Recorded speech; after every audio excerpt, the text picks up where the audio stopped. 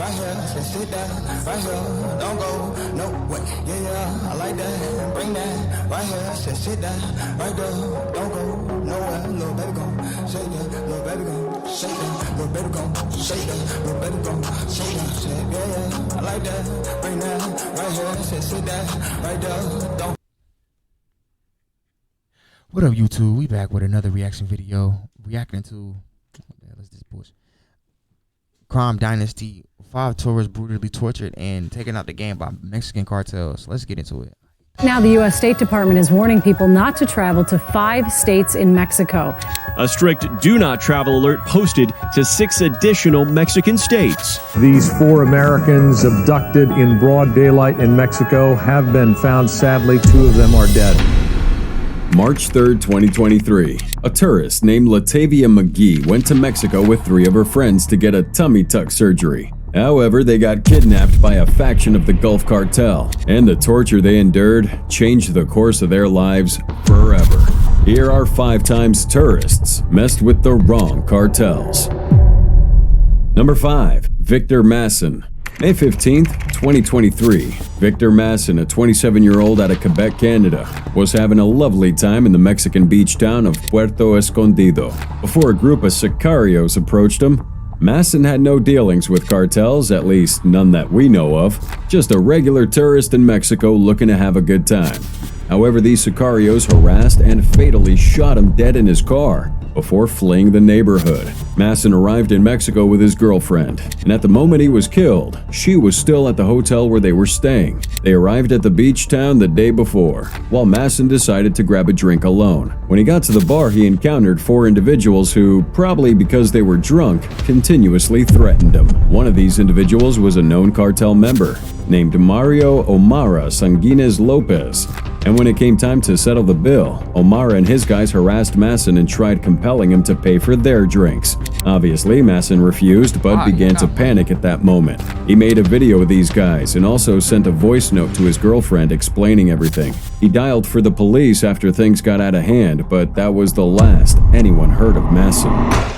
On the other side of the street stood a man named Sergio Ruiz Luengas, casually strolling along. In a chilling twist of fate, Sergio bore witness to the gruesome scene of Masson's murder. According to Sergio, he observed Mr. Omara and his gang as they robbed Masson, but the situation took a dark turn when Omara himself drew his pistol and fired 2 fatal shots into Masson, right after overhearing Masson's desperate call to the cops reporting the robbery. Immediately after committing the grim act, Omara approached Sergio and issued a threat, warning him to never speak a word about the night's events to anyone. 1 week later, Sergio would go against the warning and report the case to the police. At the time, investigations were already ongoing to apprehend suspects in the murder case. Sergio's statement and the ID on Omara as the man who pulled the trigger was all the cops needed to charge Omara with first-degree murder. Sadly, it cost Sergio his life. Remember, these Which is so sad. And like I was saying in the other video, it's kind of weird how the culture is, where in America it's like well, not a no, but for a lot of people in hood areas, it'd be like, yeah, bro, snitching is bad or it's against the rules. And then in Mexico, where they're trying to get rid of the gangs that are running everything and they're tired of being oppressed, nah, tell on them, you'll be celebrated even if you lose your life. These guys aren't petty criminals. They're hardened cartel sicarios who would stop at nothing to get revenge, even if it meant risking the lives of thousands of men. After Omara was arrested, Sergio was killed a few days later, making this case even more sophisticated. On the other hand, there was Victor Masson's family, who were finding it extremely difficult to get a lawyer to represent them. You have to understand that no one really wants to mess with any cartel members. It's like committing suicide, like jumping into a fire while still alive. It's really dangerous. His girlfriend had to take the next flight back to Canada to avoid getting killed as well. As of right now, Omara's in custody with Mexican authorities, being linked to the infamous Oaxaca Cartel, a small faction of the Tijuana cartel that operates in the area. Since their only eyewitness to the murder is now dead, will Masson's girlfriend come forward with audio and video evidence in her possession, knowing she might get killed? Who knows? Bro, they can get to Canada. Like, bro. What? Number 4. Lisbeth Flores. August 11th, 2020. The body of 23-year-old Lisbeth Flores was found dead in the Mexican town of Matamoros, just across the Rio Grande from Brownsville. Keep in mind that Flores was a mother of two and was also in Mexico for vacation. So, what's the story behind her murder? Lisbeth was born in the close-knit border community of Brownsville, Texas. She'd graduated from Los Fresnos High School and had her first child almost right after. Ever since then, Lisbeth dedicated herself to motherhood. She lived with her children and took care of them the best way possible. Sadly, these children lost their mother because of one Sicario and sex offender named Braulio Martinez. August 9, 2023. Lisbeth Flores told her mother Maria that she'd be crossing the border into Matamoros to visit her boyfriend. For context, Matamoros sits directly across the Rio Grande from Brownsville, and Flores assured her mother that she would return later that same evening. This wasn't her first time crossing the border, but for some reason, her decision to do it didn't sit right with her mother.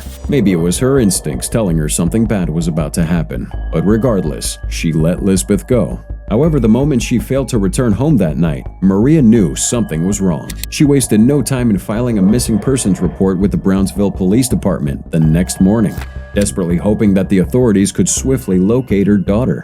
Tragically, the day after the filing, Mexican officials discovered her lifeless body abandoned in a field on the outskirts of Matamoros.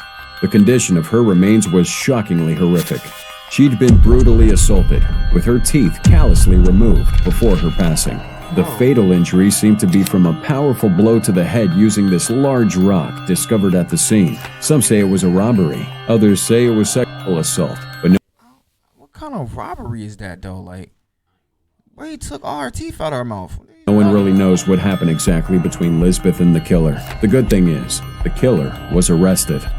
On August 11th, Martinez was caught at his residence in connection with the murder, and after pleading no contest, he was sentenced to 168 months imprisonment. That's 14 years behind bars. Now, do you really think that's enough jail time for this crime he committed? Well, regardless of what you say, certain people in Lisbeth's community didn't think so. Neighbors, friends, and even strangers rallied together to support the Flores family in the weeks after her death. Community vigils were held to honor her, with attendees sharing tearful embraces on who Lisbeth was. Now, why am I bringing this up? Well, it's simple. Her death was one of many that have occurred along the border between the US and Mexico. She wasn't the first and certainly won't be the last to experience such a gruesome death without committing any crime. Due to the level of violence in this area, her mother is now left without a child, and her own kids are left without a mother. Thankfully, local businesses stepped up by contributing funds to her children's education. And on top Shout out to the community, man.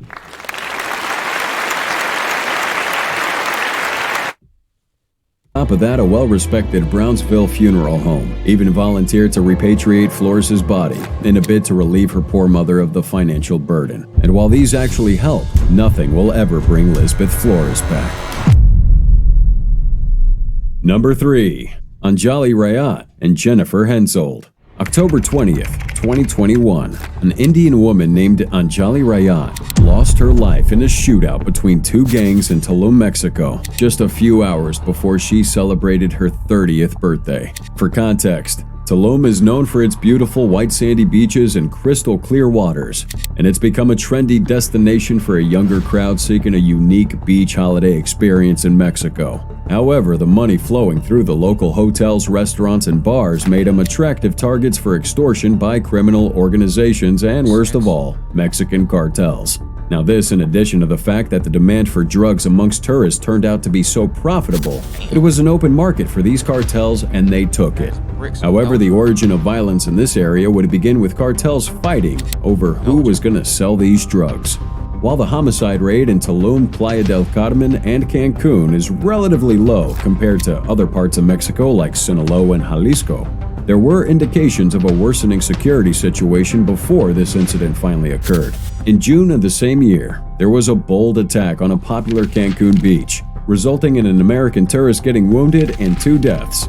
The same month, 2 unidentified men were murdered on a Tulum beach, and from there it just kept getting worse. So how exactly did Anjali die? October 20th, 2021.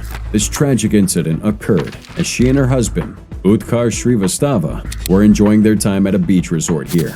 After having dinner, they would sit on the terrace of the La Maquerida restaurant, engaging in a conversation with 4 other tourists. Out of nowhere, a group of armed individuals opened fire at a table nearby, leading stray bullets to hit on Jolly and another tourist, Jennifer Henshold from Germany. Both men died on the spot. The remaining 3 tourists, including on Jolly's husband, sustained injuries. The late-night attack appeared to be tied to a territorial dispute. Whether the tourists were intended targets or innocent bystanders caught in the crossfire, we don't know.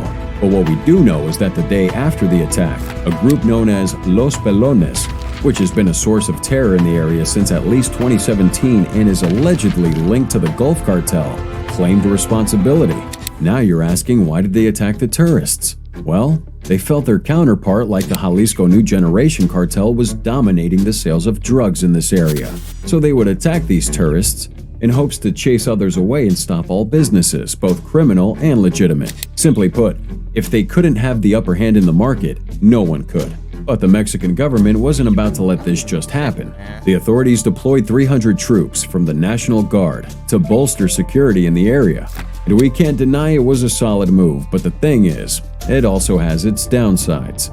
Maintaining the image of Tulum as a fun place to relax and have some classic avocado toast alongside federal guards patrolling the beach is a challenge. Who's going to enjoy their time with all these guards holding guns everywhere? Maybe that's the only solution. Maybe it'll cease being a tourist attraction. But the point here is tourists aren't safe in Tulum.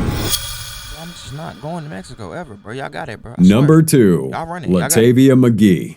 Latavia, a resident of Myrtle Beach, South Carolina, set off on this journey with 3 of her close friends to Matamoros, Mexico. All Latavia really wanted was a tummy tuck surgery, joining the growing number of American women seeking more affordable surgical procedures across the border. But the events that eventually unfolded were far from that. It might interest you to know that it wasn't the first time Latavia was in Mexico getting surgery done. However, this time things would take a terrifying turn. When Latavia and her friends got to Matamoros, they couldn't identify the clinic where she had an appointment. These friends of hers came along as a form of protection just to keep her safe. But in the process of locating their destination, gunshots suddenly rang out, shattering their plans. They found themselves caught in a gunfight between 2 Mexican cartels. It felt like a bad dream, and it felt even worse after 2 of Latavia's friends, Zindel Brown and Shaid Woodward, lost their lives getting hit by stray bullets. Latavia and another companion, Eric Williams, were taken captive by one of the cartels and spent 4 harrowing days in captivity with the lifeless bodies of their friends beside them. And we're really not surprised if you've heard this story before, because it's made headline news globally. Mexican officials believe the friends were taken by mistake, as criminals in Mexico typically don't target Americans. And we know. And again, I'll say this. How could you mistake them? What were you mistaking them as? Rivals? Like, bro, y'all don't get that dark down there. What are we doing? I'm gonna say it again. When the last time you seen a Mexican with goals in their mouth and dreads? Like, this is not y'all combo. That's not y'all bop. Like, this is crazy. You just wanted to play with somebody's life because you're high on the fact that you're a cartel that can do whatever you want. I'm 95% sure. Like, let's get serious. This because immediately after the cartel found out they were Americans, they tendered an apology letter.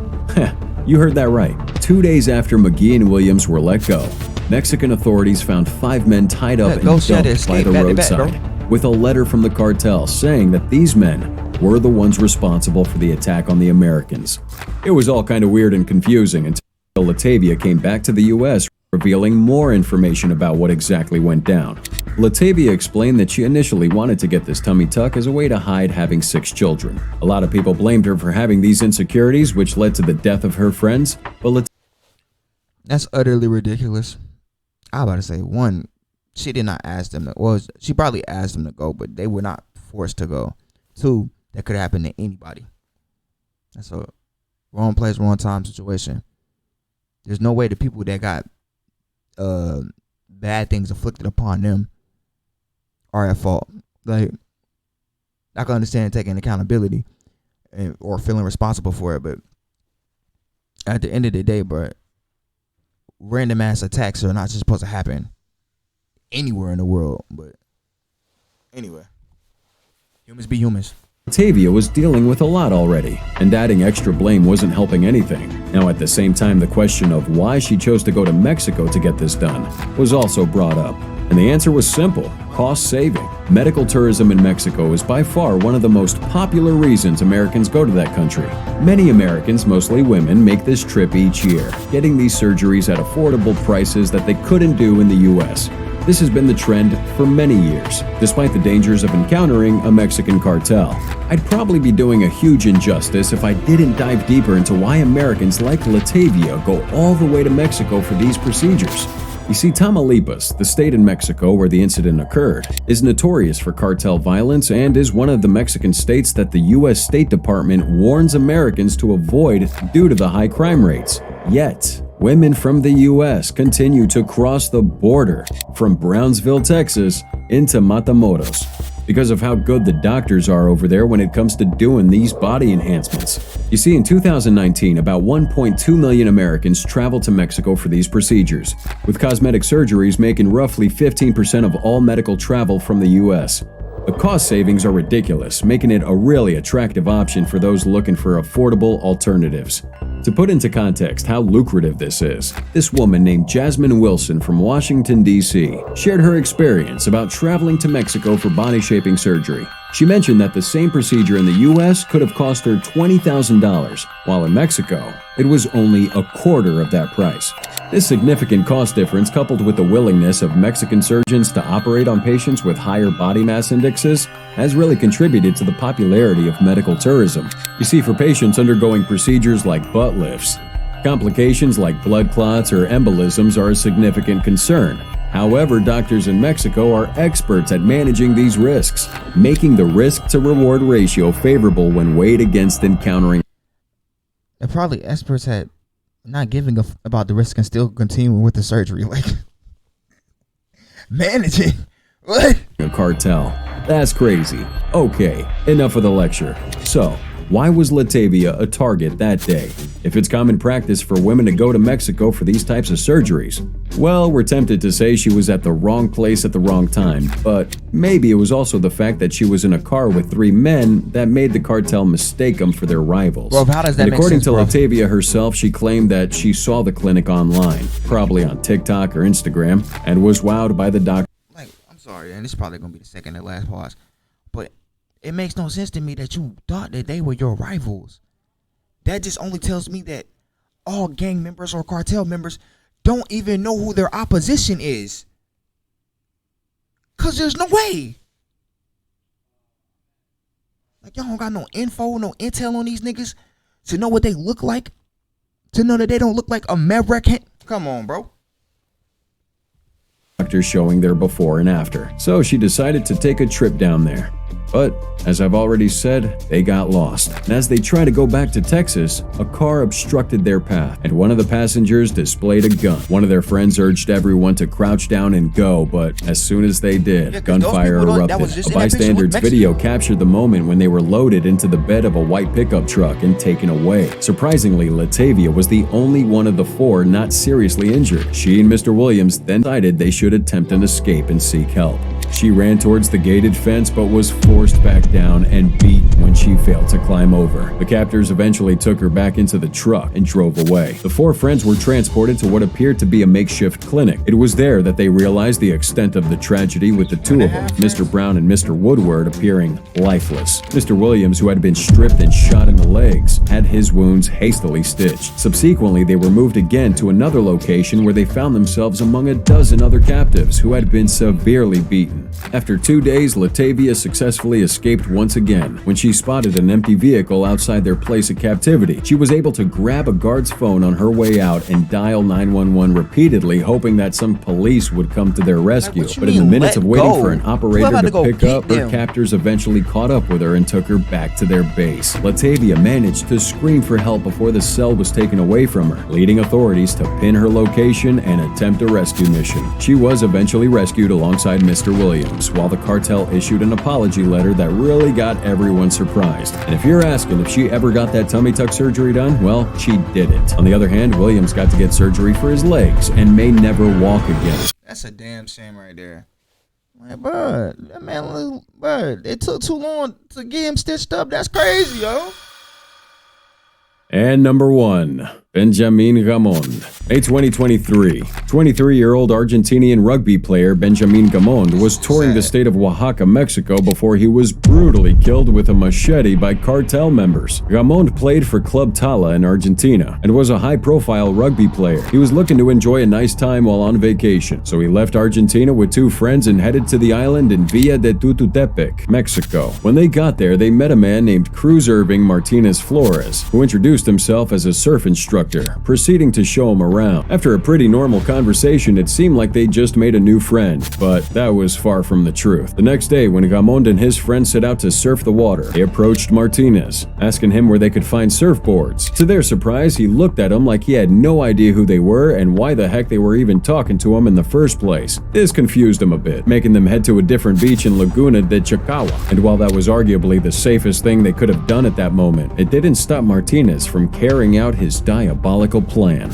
On the day of the incident, Gamond was having a peaceful time at the beach before Martinez came out of nowhere and used a machete to strike his head from behind, shattering his skull in the process. As a result of this devastating attack, he experienced hypovolemic shock, which basically is a condition caused by significant blood loss. While Martinez ran away, other beachgoers swiftly transported Gamond to the General Hospital in Mexico City, where he eventually died. His death was mourned by his family, his club, and even his fans. The fact that Martinez attacked without any form of provocation was just disturbing. 2 of his friends, Santiago Lastra and Macarena Gonzalez, who accompanied him to Mexico, also suffered from this attack. Santiago sustained a broken arm while trying to fight off Martinez and his crew, while Macarena got a cut and a fractured humerus. Now, being a high-profile case, all hands were on deck to get this guy, and it didn't take long before Martinez was arrested. Why did he do it? We will never know. But what we do know is that Martinez also went after 3 other tourists on the same beach. After the police took in Cruz Irving into custody the following morning, it was identified that Martinez was a 21-year-old native from Ometepec, Guerrero, meaning he wasn't even a resident of the area. When asked why he killed Gamond, he kept a straight face. However, according to some speculations, Martinez was mentally unstable and had dealings with the cartel in the past. This made him feel Gamond and his friends were sent to kill him, resulting in this reckless attack. Benjamin's brother Facundo, who intended to visit his brother in Mexico, left a heartfelt message for him through Instagram. It read, "Fly high, Torito. We shall meet again. We love you." Your brother lost his life because of this man paranoia? That what you telling me?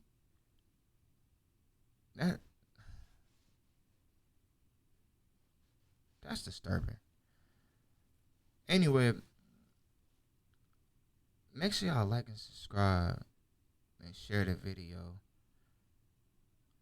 This is the end of the video. I feel sorry for Benjamin. I feel sorry for everybody for real, because it's like, bro, y'all was just trying to have a vacation or get something done or go see somebody that you know what I'm saying, that lives in Mexico, and you can't even do that because cartels running rampant, doing whatever they want to, whenever they want to whomever they want to. It's ridiculous. Rest in peace to everybody who lost their life and all the families affected. My condolences. I'll see y'all on the next video. Stay safe out there, y'all. You will never catch me in Mexico. I'm a cowboy, can't stop me, ain't to live is to come. All this pain got me feeling the compass. See these games turn me into a monster. Hey, I'm a cowboy, can't stop me, to live is to come. All this pain got me feeling the compass. See these games turn me into a monster. I'm a cowboy, can't stop, can't stop. Hey, all that pain got me feeling jaded. Many with to roll when to make it. Still plugged into the mix, but lagging out before the update. Drop back in different times, same location.